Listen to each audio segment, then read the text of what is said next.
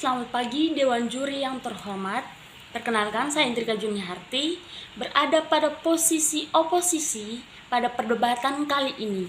Dengan tema yang diangkat yaitu Dewan ini menyesalkan tren budaya kerja startup. Pertama-tama saya akan menjelaskan pengertian dari startup company atau perusahaan rintisan itu sendiri. Startup company atau perusahaan rintisan adalah perusahaan-perusahaan yang sebagian besar merupakan perusahaan baru yang didirikan dan berada dalam fase pengembangan dan penelitian untuk menemukan pasar yang tepat. Contohnya Kredivo, Akulaku, Lazada, dan Shopee dan juga company yang lainnya. Startup merupakan salah satu perusahaan modern yang cenderung mengarah kepada teknologi.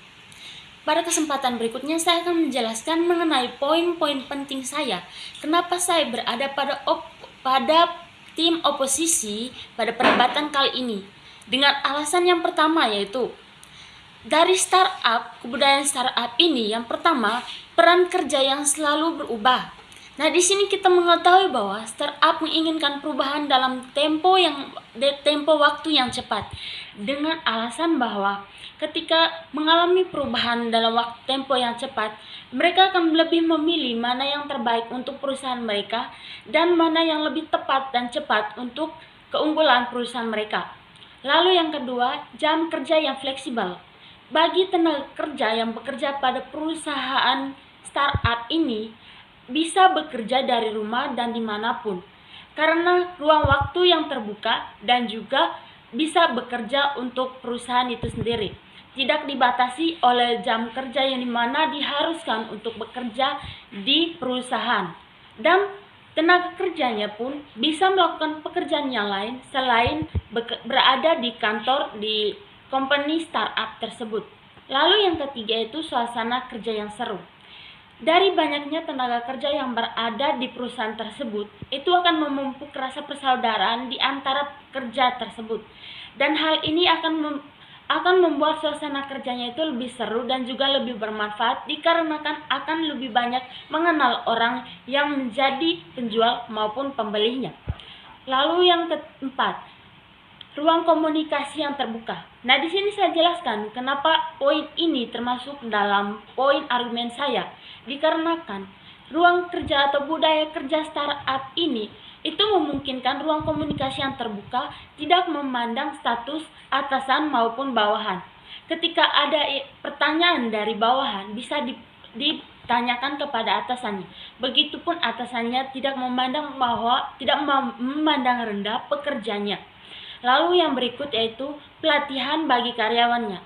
Sebelum bekerja di startup, di company startup atau perusahaan rintisan ini, para karyawannya atau calon karyawannya itu melakukan pelatihan supaya bisa mengasah kemampuan mereka dalam dan bisa bekerja di perusahaan startup ini.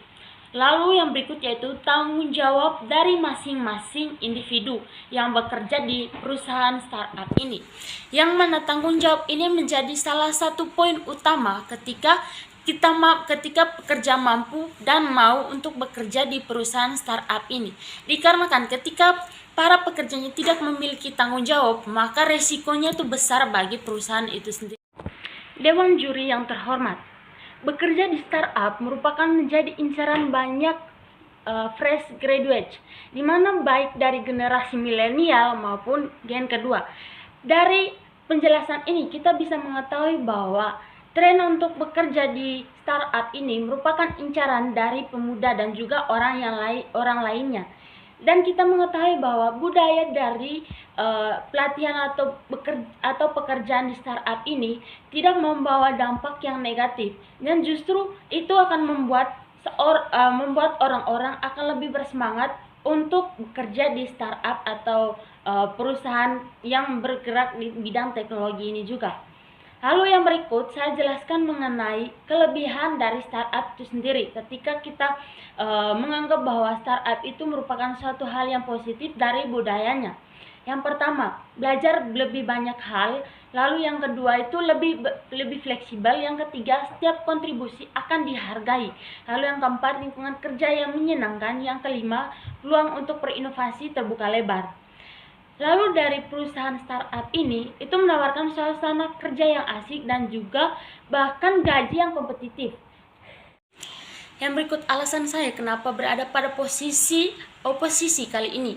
Ketika tim pemerintah mengatakan bahwa ketika bekerja di startup atau mengikuti kebudayaan itu akan membawakan dampak negatif dan bisa diharuskan untuk multitasking, saya berpikir bahwa hal ini justru penting untuk pelatihan ketika ingin bekerja di startup atau perusahaan rintisan ini, dikarenakan untuk jangkauan waktu kerjanya juga itu sangat luas dan juga selalu berubah-ubah. Oleh karena itu dibutuhkan skill yang tepat.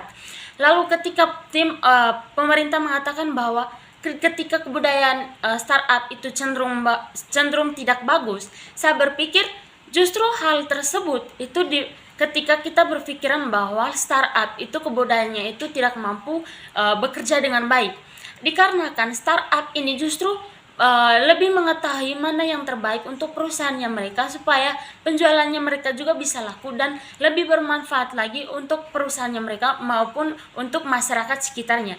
Jadi saya tetap berada pada tim oposisi yang dengan tidak menyetujui mosi yang ada dengan alasan-alasan seperti yang sudah dipaparkan. Terima kasih.